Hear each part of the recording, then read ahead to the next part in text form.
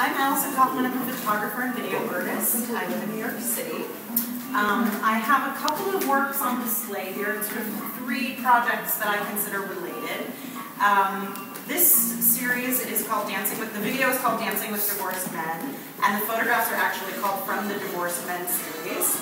And the project started, I found divorced middle-aged men, all strangers to me, and photographed them in their homes. I was interested in the domestic spaces of divorced middle-aged men, them sort of navigating the domestic sphere on their own. And this was motivated by seeing my father as a divorced middle-aged man for the first time and going to his apartment and sort of seeing him as creating this new identity for the first time. And so I started photographing the men, started making portraits of them, started making portraits of us together. There's a couple of them in this room as well, playing on these stereotypical types of photographs that couples and families take together.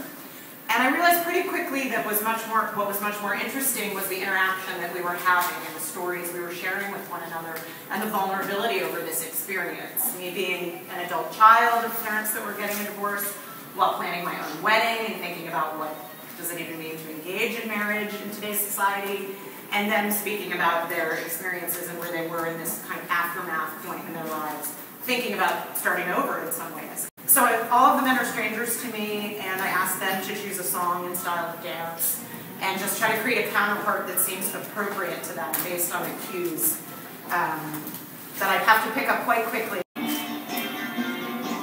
But I've also got another video piece in this room. It's titled Friday Nights at Guitar Center, in which I've gone to Guitar Center stores and videotaped people who, of their own volition, have come into the store and play music and spend a lot of time there.